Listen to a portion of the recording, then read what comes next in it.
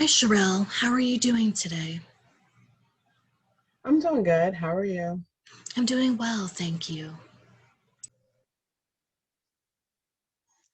Last session, we discussed how you felt like you were getting through COVID, how your internship can improve, and areas where you need to improve your time management skills.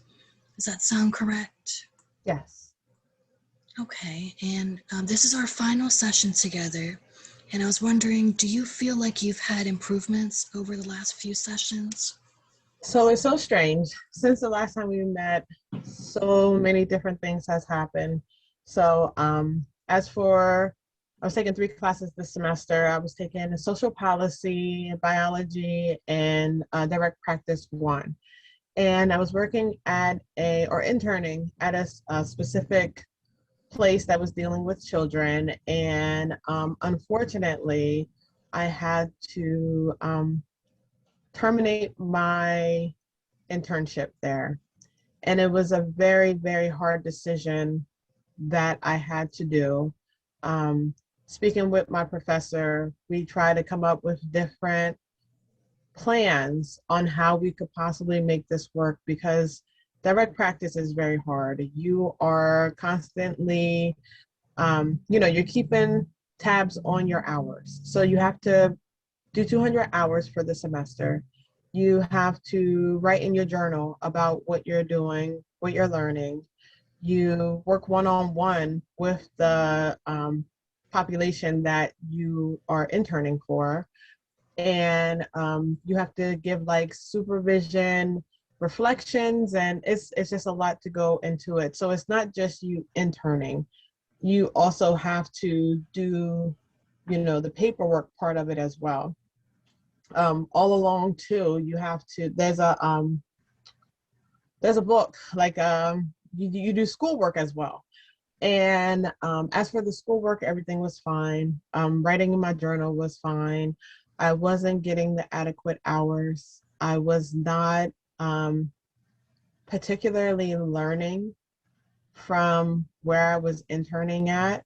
And I'm not going to get really too deep into what has happened, that transpired, that made me have to do it, but it was very unfortunate.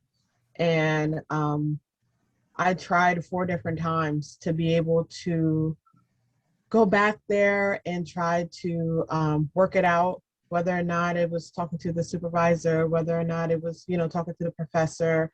And any which way we tried to work it, it just wasn't going to happen. And it kind of sucks because I actually started this in August. And when you get closer to the end and you realize there's nothing you can do to stop what's about to happen, you make that decision on, do I just want to play this out to see if things are going to change, or do I have to make a change myself? And so I noticed that the hours wasn't going to happen. No matter how many times I would try to do something, I didn't feel like it was fair to me. Like, this is my own opinion about the internship myself. I literally wasn't learning anything. And that's the hard part because you push, we pay to do things like this. Like, we're paying to go to college, we're paying for us to intern, Mhm. and they get in return our services without questioning. And to not be utilized, to be able, one, to get my hours, two, to learn, and three, to be able to give back, it it kind of seems like a slap in the face. And um it was a good experience just if I was going in to see and do everything like that. But when situations become where I feel like I have to remove myself if I don't feel safe, if I don't feel like it is benefiting me, I will put in as much effort as I can. But if nothing else comes from that, I have to move on. Um, it kind of sucked because, again, we were towards the end of the semester. There was no withdrawal for me to do. I think I made half of my hours, like out of the 200. I think I actually reached probably like the 100 or maybe 110. But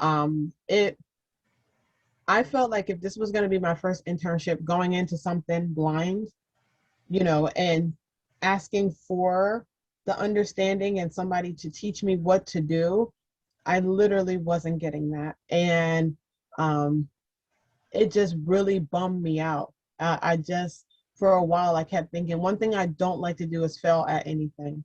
I give 100%. Even if I know I might receive a failing grade, I have to absolutely not understand what I'm doing. That means I reached out to the teachers. That means I backed myself up and it's just not clicking, you know? But failure is not an option for me. I don't like it.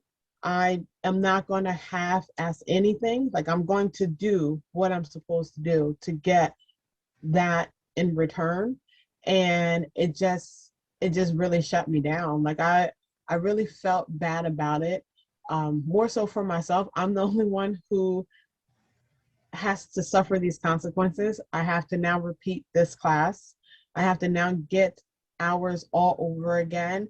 And I also want to put out, like, when I chose this internship, they spoke to me and told me what I would look forward to getting. And it seemed so promising. Like, it was like, yes, I'm excited. I can't wait. Let's do this and this and that. And none of that was fulfilled, and I just feel like out of all of the things that I was doing, and I felt like I was doing it right, I got nothing in return. I will say the best thing that I did get out of this internship was working with the children and the juveniles, because they're not really children. I would say like teenagers or whatever, and seeing life through their eyes and knowing that maybe in some ways I have really been sheltered. Again, I said this before in our last sessions. These teenagers been through things in life that I wouldn't even imagine that me as an adult with my own child never had to go through and never had to see her go through. They really enlightened me on behavior issues and, you know, not having parents or having sibling rivalries. Like, I learned from each kid that was there, I learned something different from them. And their stories that they told me, I will forever keep. So in the same instance of that, I didn't get my hours and I didn't, participate in some of the things that the workers did. I did leave with having a sense of knowledge that don't judge a book by its cover. I never did, but I did have some issues with people parenting. And I would just be like, the kid wouldn't act that way if this and that. And now I see that some children just can't, or teenagers or whatever, can't control who they are because it could be environmental or it could be personality. And so with that part, I will take with me. Now, I will say this next DP one that I take, I probably won't be working with children at all. I want to do something that I know is guaranteed that's going to teach me something to be able, like possibly in my DP2, to be able to go back and work with juveniles or, do something like that, because I need the guidance first. And then I'll be able to, because I think that was what I lacked a lot of in this particular DP1. And it was just very unfortunate. Like, that was probably the saddest thing that I had to come to reality with. Like, my GPA is going to change now. Like, I worked so hard and I'm so close to the end to have to keep, pushing again. And it kind of sucked. Wow, that sounds like a lot that you've been going through with your internship. I understand how overwhelmed and disappointed you must be feeling, but overall, do you feel like terminating the internship was in your best interest? I do. For the circumstance that was taking place, for one, it would have just been, I mean, I probably still could have like waited it out to get the experience, but there was none. And then Two, I couldn't withdraw from the course, so it would have just been take the L, either way. Mhm. Either way, I wasn't gonna pass. So I was thinking two different things. In the moment, I was so frustrated to where I was just like, I don't care about this. I'm leaving. It doesn't matter. You don't want to give me anything? It's fine. I don't care. And then I started thinking more and more about it. Like, this is for real. Like I wasted my time and I put in my effort, and this is what happened. And I just don't know where to go from here. So, withdrawing is the best because you want to leave on a good note. Um, Delaware is small. So the last thing you want to do is upset or frustrate anybody when your name is trying to get out there, because these are the same people you might have to face again when it's time for you to get that job opportunity. Mhm. So in the moment, frustration, and then the ending was understanding.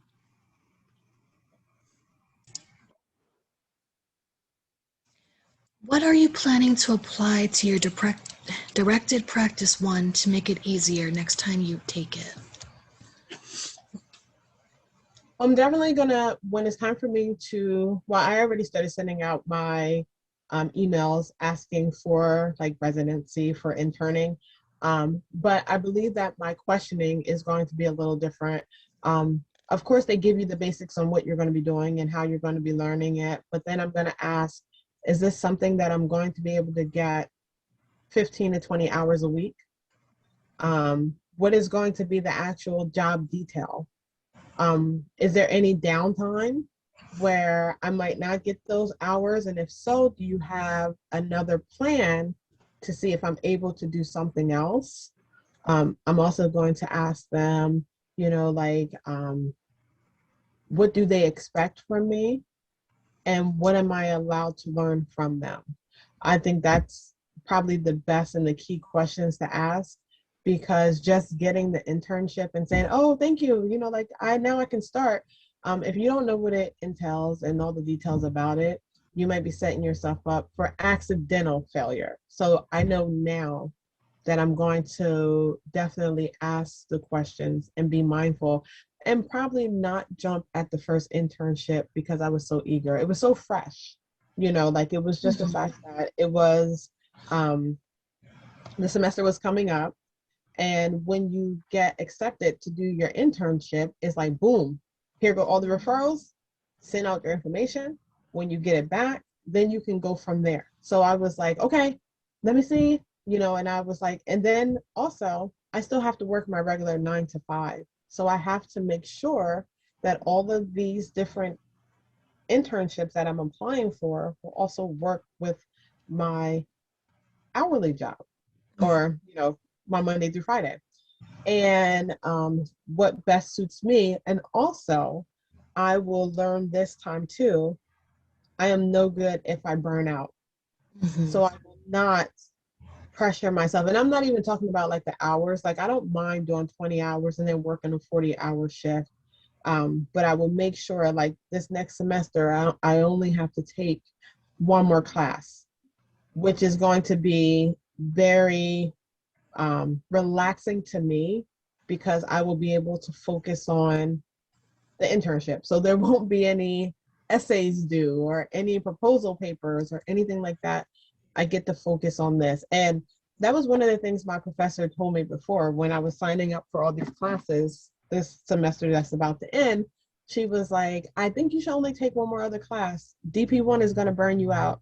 Be mindful that if you're working 40 hours and then you have to do 15 or 20 hours, where does that leave you for time for yourself, time Mhm. for your studies, and just whatever you have to do, or even if you get sick or if anything happens. And I just feel like this was a whole learning experience on top of the experience of getting a grade. It was all of the what not to do. Mhm. I would have been happy to make it through and get my 200 hours and be done with it, but it didn't work in that favor. And so I do know next time I will be mindful of who and what I choose the next semester. Mhm. I'm sorry that you went through that, but I'm happy to hear that you learned something from it and you're going to be able to apply it to your future class retake. Is there anything else you would like to discuss today? Um, well, what's so weird between all this is that my daughter just turned 18 and she had a birthday December 2nd, and it just felt really weird. Like I always, I'm after hearing the stories from the other kids, and I never could want to compare, but it's hard not to. We're human, and I just see, like this kid, my kid, how she makes like distinguished honors, and she's in all type of after school activities, and she's very, like open and positive, and I felt like, I had a dealing in that. Like I was just it was a sense of pride and being proud that I, raised this human to be a good person in society. And I felt kind of boastful at first because I was like, I'm going to pat myself on the back. I did a very good job with my kid. And then just hearing it from like other people when we were like we had like a dinner for her. And then like, all the well wishes, text messages, and phone calls I received, they were just like, your kid is a really good kid. And so with that, I'm just like, I can't wait till I'm done with this particular, you know, schooling so I can move on to the next because I really feel like this is where I need to be. I need to work with children. I want to help them. You can't force anybody to become better or you can't make them better, but I want to help them with the tools, to make sure that they are going to be successful and, try to reason with them and get a sense of understanding to help them in their futures and hope that, I could shed light to them for them to become, you know, um, to have a sense of some type of stability and encouragement to want to make a better future for themselves. So that that's what's been on my mind heavy. Before then, it was how bad school was, how stressful it was. And now it's more in a line like, this is what you're doing it for. Like you're going to make it regardless. This is what you're doing it for. I have this timeline in my mind. I don't know if it's because it's age stricken or, I'm ready to switch careers. I'm not quite sure what it is, but I'm a person that if I want it now. And I think that's the biggest thing that hinders me because it's not like I can just tell myself, chill, you're going to get there one way or another. But you can't get there, you're burnt out and dead, and I just Mhm. don't know how to not feel that way, like because I am a go-getter by nature, and as strong as I am, work wise, personal wise, I am like that with my education, especially when you're paying your money to go. You have a different, thought process on how to work this out, and that's like before I even thought about trying to see whether or not I was going to withdraw.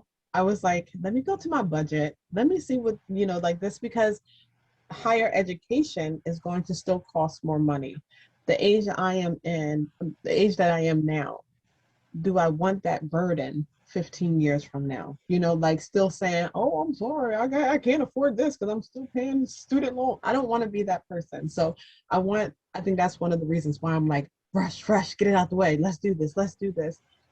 But then I feel like if you get it tomorrow, cool. If you get it a couple years from now, cool. You're working to something, and that's what you have to look at. It's not, it's not, I think, what's that saying? Like, it's like the tortoise and the hare, like Mhm. and I don't want to be as slow as the tortoise, but I don't want to live my life as the hare either. I want to turn around and be like somewhere in the middle where I'm going to get it done, but at my speed. And I want to be successful as as much as possible, but not at the risk of like losing myself. in the whole thing, not living. That's Mhm. one of the things. You know, we spoke about like self-care and all that stuff. Mhm. So that's what I want to focus on, especially during the break.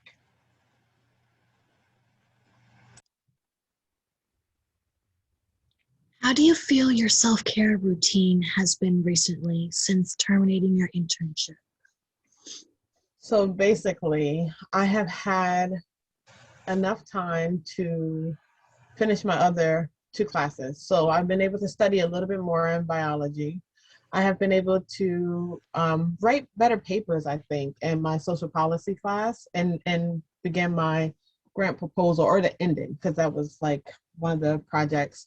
Um, I was just able to breathe. And I know that sounds real crazy, but I I was able to like get out of work and know that I could just go home, you know, and I could cook dinner and I could be in bed at a certain time and I can turn around and if I needed to run an errand, it wasn't like, oh, but I have to do it between this and that because I was stuck on a time limit regardless. Like I would get out of work at 4:30 and then I would have a class like at 6. So I would try to do 4 different errands and say, okay, if I drive this way, go in this direction, go in that direction, but you can't beat traffic. You can't beat, you know, little slip ups that happen in between. And then you're so frazzled. I think that was the main thing was like I was always so nervous. Like, am I going to be late for class?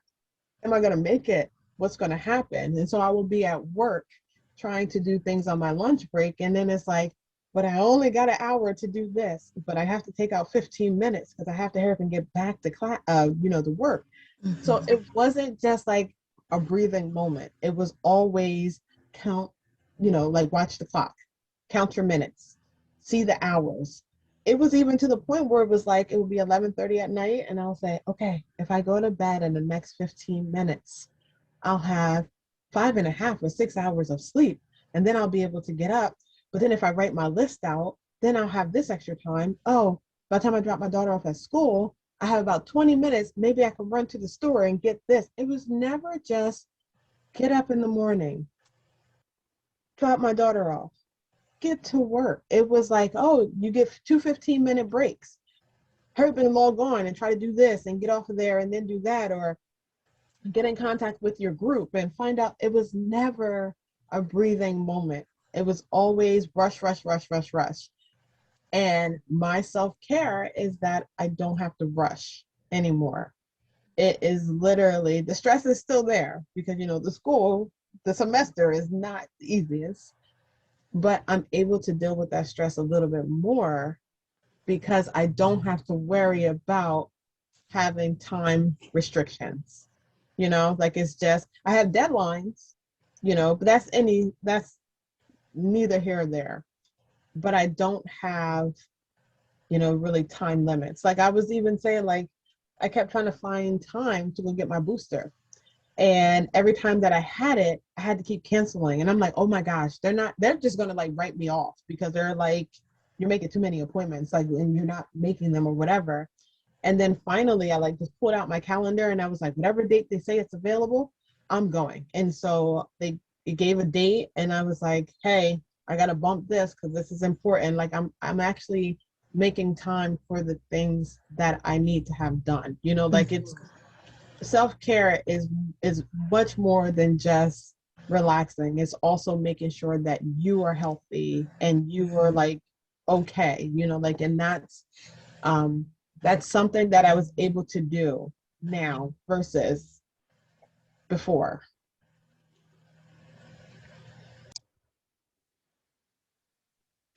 That's great that you are incorporating more time where you aren't feeling so rushed. Are you planning to try to permanently maintain your schedule this way so you don't have to rush through things and you'll have adequate time to rest? I would like to think that could be the plan. I think the main issue is that, um, again, I could have in my mind what I want to do. It just happens as a rush. Everything is just a rush. But I do believe that just by the semester, I will have more time. Um, I made sure that my math class is online, so I don't have to worry about going into the school. I don't have to worry about um, having classes at night. So that was also an issue with this semester. I had my social policy class Monday evenings.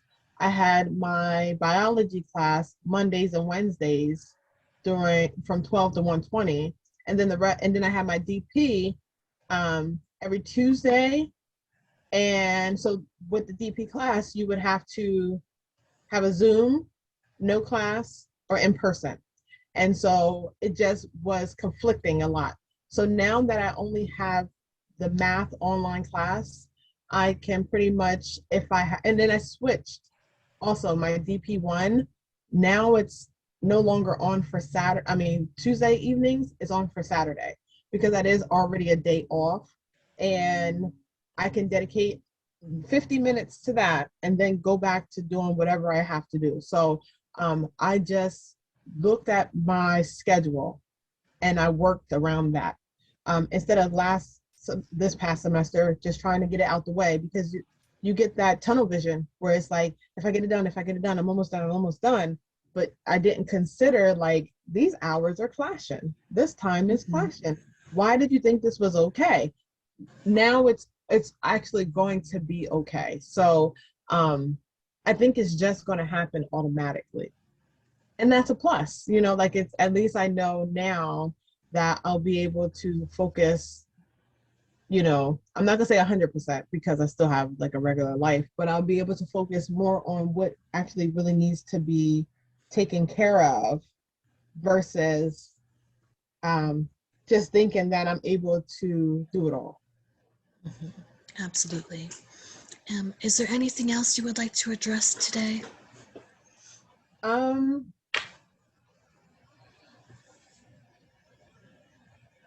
I don't know. I guess I can just say I'm excited for the new year that's about to take place. I will say overall, all my semesters that I had for 2021 has been successful. Like I literally passed all grades and I was able to do everything that I needed to have done. This was a little stumbling block, but I was still able to overcome it. So I just feel like 2022, and I'm not one of those people who are like, oh, my New Year resolution, because I just want to become better. I don't care what day, what time, I just want to be better. But I actually feel more confident. When I first started school, I didn't feel that confident. I felt very nervous, like entering back into this field again. And by me flip-flopping, I was criminal justice major at first, and then I switched over to the human services. It was very scary, and but it came easy. And I'm not saying easy like, oh, I'm just able to do it as a step. I was able to adapt. That it came like second nature because it felt like it was something I was always meant to do. I am a helper by nature. I am caring by nature. And I'm very excited that I'm going to be able to apply that to whatever I have in the future. So that is pretty much what I'm taking away from all of this. This is what makes me feel really good. And even talking about it, it helps even more because it's one less thing that I have to keep to myself that I can express to you. And you listen and you give me positive feedback and you allow me to still express myself when I think I have everything out. You come back with another question and it's like, oh yeah, I can add that to it as well. So it feels really good that I'm able to speak on how I feel firsthand and have somebody genuinely listen. I'm glad you feel that way. Do you have any plans for the holidays? My plans for the holiday is for Christmas Eve, we normally are at my in-laws' home. And then for Christmas Day, we spend time with my family. I'm not really big on New Year's anymore. I used to go out when I was younger. I just don't feel safe anymore. Like I would rather be home in the comfort of my own home, bringing in the new year and all that other stuff. But yeah, I feel like now I will say that holidays mean so much more to me. I don't know if it's just like getting older and you really value and you understand what the time is when you're spending with family and friends, and just bringing that cheerful, you know, um, spirit to others. I'm very religious, and so this is one of the things that I get really excited about. It's not about the gifts. It's not about it's more so about love and family and time together, and that's what I'm looking forward to the most. Last session, we discussed how your anxiety about COVID was improving, but with the holidays approaching and this new COVID variant spreading, do you have any concerns or increased anxiety? I do and I don't. So my whole thing is that I know, like, everybody's going to be traveling and all this other stuff, but I feel really good that the people I'm going to personally be around are all vaccinated. I am still, since COVID, I haven't been out and about, even down to like Christmas shopping and all that other stuff. It's been online. It is scary to know that it just keeps mutating and we just keep coming up with these different things that are coming out. And it seems a little bit more dangerous, as if it could get any more dangerous, but it sounds like it's, a very bad strand. Um, it's concerning, but I don't know how much more I could feel, and I think after my daughter had COVID, it did something to me personally where now I'm like, okay, I saw what could happen, you know, um, and I feel like with getting this booster is going to make it better, like in my head, and maybe it won't, but I just I felt like after just dwelling on things, knowing that I couldn't change it, it was doing more harm than help for me.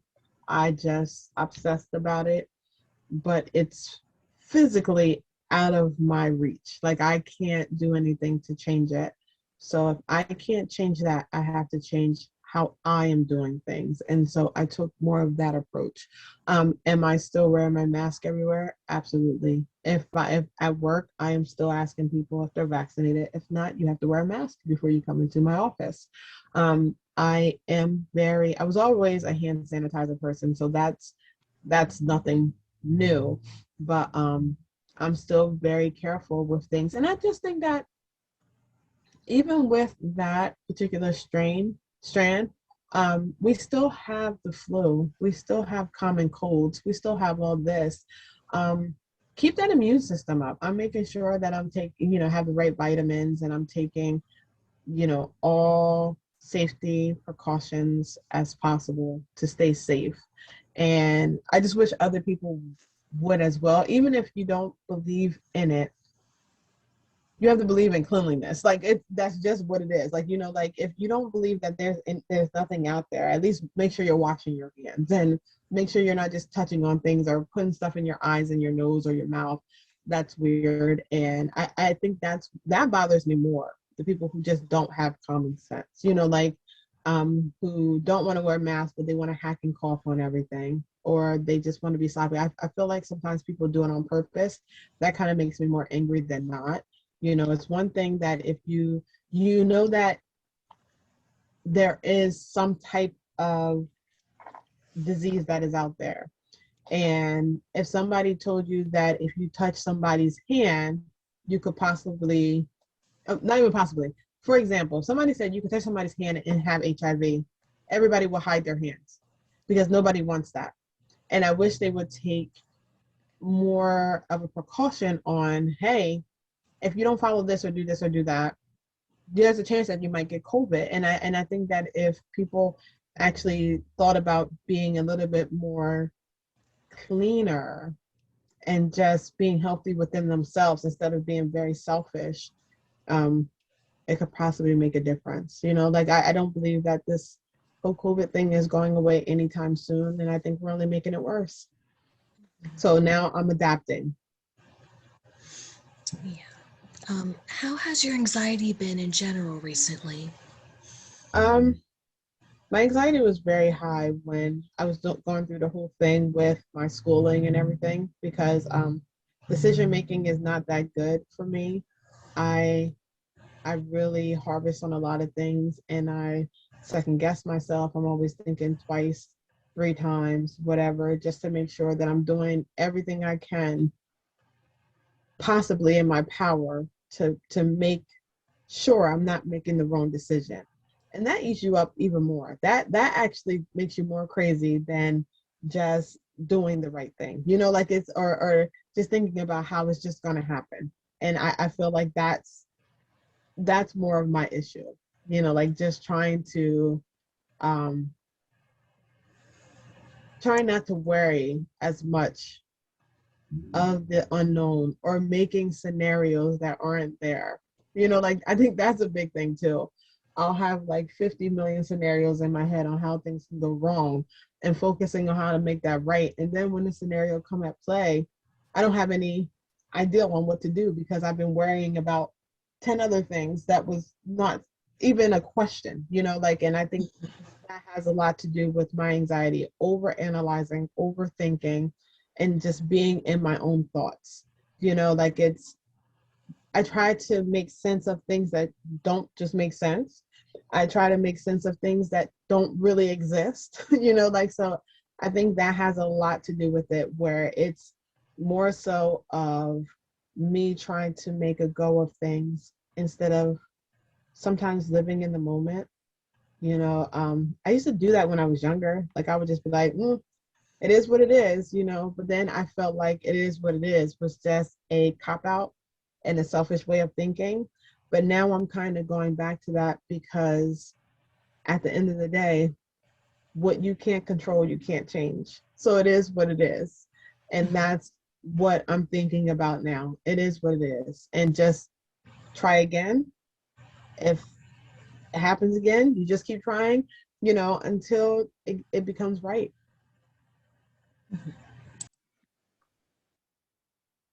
Last session, we discussed how you had a lot of anxiety when driving. Are you still experiencing the same level of anxiety?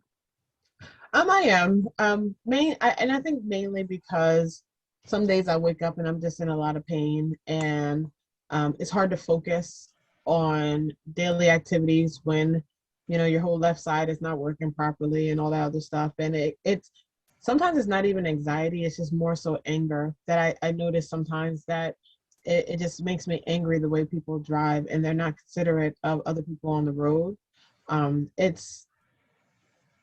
It's almost a shame that you know like there are as many cops out on the road and they still can't stop as many people because they're all going the they're all going the same speed limit, but the speed limit is not the one that's supposed to you know actually be. um I still do find myself from time to time when it's rush hour, I'm constantly in my rearview mirror and I'm looking forward because I'm just like, does this person see me stopping? I'm about to stop. And when I get cut off and all that other stuff, I literally panic. It is something that's probably going to um, bother me for a really long time. And it kind of sucks because I probably couldn't function without driving, you know? So my whole life is based around getting around due to driving. And so it's things that I have to overcome and I try my best to do it, but it is a difficult task. Sometimes more than others. Sometimes I don't notice. I still pretty much listen to my Audible books and I listen to a lot of podcasts, but I have noticed that if I had like a really hard day or if I'm already on like high alert, it's just something that makes it a little worse. And have you noticed, does it feel worse during the holidays when there's more traffic on the roads? Oh no, so right now I have to travel a ways. It's never not traffic on the road. You know, like I don't see a difference. You know, like rush hour could be anywhere from an extra hour to hour and a half. So it's you wouldn't be able to tell holiday traffic from regular rush hour. It's just the way people drive. It's bad. Mhm. Since this is our last session together, what is your plan for the upcoming future? For the upcoming future, I plan on really taking the initiative to be more bold about how I feel right from the jump. Don't be afraid to ask questions. Don't be afraid to take the chance. And when something don't feel right, don't wait until it's too late. Go with my first emotion. Mhm. And how do you intend to get there? Um, I think more in the line is listen to my gut, like listen to my Mhm. instincts because I always want to find a benefit of a doubt. And I end up proving myself right every single time. And I don't follow through. So with that, I feel like if any situation at hand comes to play, I'll be able to say, you know what? I already thought about this. This is what I need to do to make it better. And that's what I will do to go through. And how will your plan affect yourself and your family? I think it would help more because I feel like the neglect part of it, and that's not what they're saying to me. They know that I'm focused and I'm trying to get this done, but I think that juggling all of it and actually making sense of how I'm doing things, whether or not it's take this time out for family, take this time out for schooling, take this time out for work. It would it's a more reasonable timeline. Like it's not do this, do this, do this, do this. Oh, I'm going to fit you here in 10 minutes, or I'm going to do this. It's going to be an exact layout on how everything should be done. So I think my family will probably appreciate it more. They'll probably have more warm cooked meals and we'll probably be able to hang out more and have, movie nights and all that other stuff. And so that is my goal, is to make sure that I'm spending more of my time to where it belongs because you can't get it back, and Mhm. that's one of the things that I am focused on with this as well. Like anything I do, I want to make sure I'm doing it with the intent to make sure that I am not burning myself out, that Mhm. I'm not taking away from others, that I am feeding my soul more, like just no matter what it is, I want to take that particular time out for me. I want to feel more comfortable again with taking mental breaks because I used to do that before. And that was one of the things that kept me very much motivated. And then I just felt like, oh, I don't have time to stop and think or stop and meditate or stop and do that. And I know that that is what helped me get through. And I'm going to go back to some of the old exercises that I used to do before I allowed this to take such a higher priority than my health. And do you have a backup plan in place? And if not, would that be something you'd consider creating?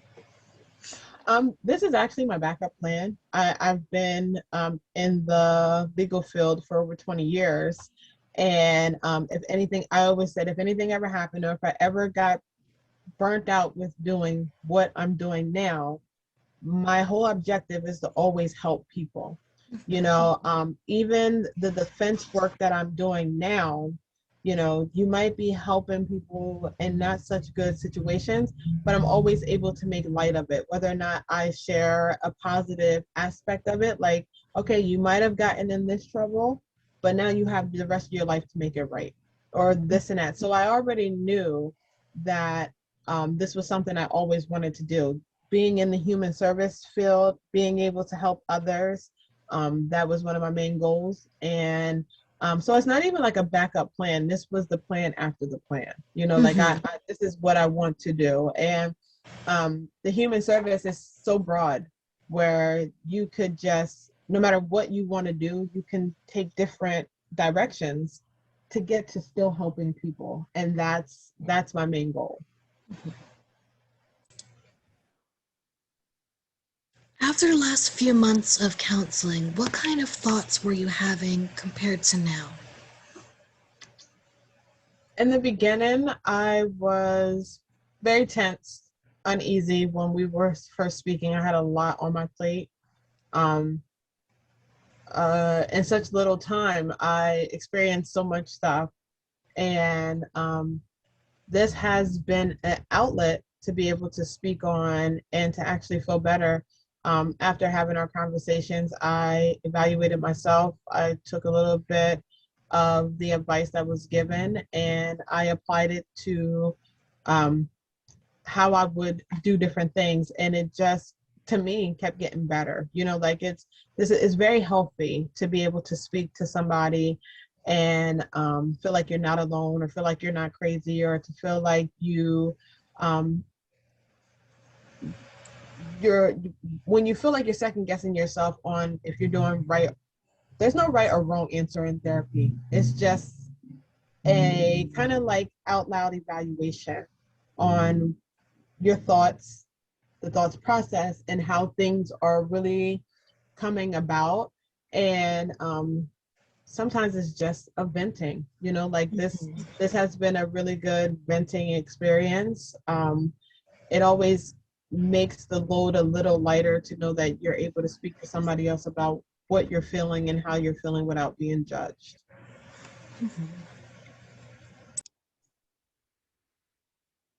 Earlier, you told me about how you felt proud to be your daughter's mom because of how well she's doing. Could you give me more examples of times where she's made you proud? There's not really a time that she hasn't. Like my kid is she's very good. You know, like she follows rules.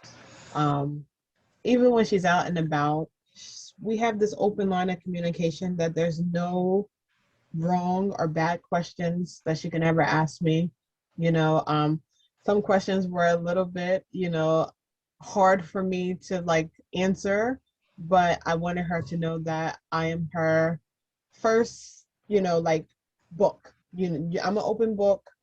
This is a revolving door of a sense. Like you tell me something, it's between me and you. Like you don't have to worry about being judged. I want you to understand, like, that's who I am as a person. And she pretty much was okay with that. Like it's not one thing that she's not comfortable of telling me. Even if it's uncomfortable for me to hear, it's not uncomfortable for her to tell me. And it's not uncomfortable for me to give her answers. Like I think that some people would be like, oh, my kid is never that honest with me, but I want to make sure I'm her first teacher. Like if you have questions, I would rather for you to ask me. If you think you want to experiment with something, ask me first. Like we can talk about it. There has never been a subject that she has ever felt uncomfortable. And that's another thing with her too. She's very open and she is very matter of fact. She is very um, curious, like, so there's nothing that she's not going to be like, hey, but how did that happen? Or why is that? That don't make sense. And I think that's what makes her such a good kid is that there's no shame in her, regardless of how weird we would think it would be to ask our parents or say something to our parents. With her, it's like, well, why can't I ask you that? Like this is something, and I felt like that is what allowed her because she's not only like that with me, she's like that with her teachers. She's very respectful. There's not a lot of kids that can say through their 18 years of life they've never been bullied. They never had a fight. She never needed to fit in, but she was okay with all crowds. She does not want anybody left behind. Like right now, she has so many recommendations. She attends a high school that she has child development, and the teacher wants her to do an internship and work with kids then. She worked with special needs, and this is not something that I told her she had to do. It was something I want to do, and let me do this. She's a part of the band. She's in cheerleading. She is in track. Like she is really a model like kid that I'm just so proud of, like and she made raising her so easy. Like I hear horror stories about other kids and this and that. I will say she has a little bit of abandonment issues. Like if she don't hear from me or if she's not around me, like oh Lord forbid if I don't return a text or a call, like but I think that comes with being the only child as well. And that was a thing too, I don't blame parents or look at them differently because I was able to pour a lot into her because she was my only one. She is my only one. So all of my attention was able to be focused on her. And I'm just very proud of the kid that she is, the young woman that she is, because she is 18. And so it's amazing, like there's not a lot of kids that can say throughout their whole school year and all 12 years they made A's or honor roll. And, like anything that she puts her mind to, she's going to push. And mind you, she's still a teenager, so she has her days. She can be bratty sometimes, she can be spoiled sometimes, but probably one of the most respectful, and this is the words that I get from people. She's very respectful, she's very humble, she's very nice. You did a great job. And it's like before then I used to be like, oh no, it was a village. We all did this together. But now that she's 18, I'm like, daggone right, I did that. I bust my hump to do it. And this is the product, the fruit of my loins. This is what it is. So I'm always, even if she wasn't like this, she came from me, so I will always be proud of her. Like I don't want to take away from any parent who thinks highly of their kid. That's what you want. Your kid is to be a better image of you, so that's regardless. I'm speaking about all her accomplishments, but there's some things that it was just not easy for her to get, and I was still proud of her. So that's one of the possessions in my life that forever and ever I can always say, I was her mom. Mhm. That's great that your daughter feels like she can be so open with you. It's a good relationship to have. And today we discussed how you had to terminate your internship, how you felt like you've had more time to rest and not rush, and your plans for the upcoming future. Since this is our last session, is there anything else you'd like to address? Not at all. I think I just addressed everything at hand. Okay, and if you ever need anything in the future, I'm always available for appointments. Thank you. It's been a pleasure working with you as well. Thank you, and it was great working with you, Sherelle. I hope you continue to do well. Thank you.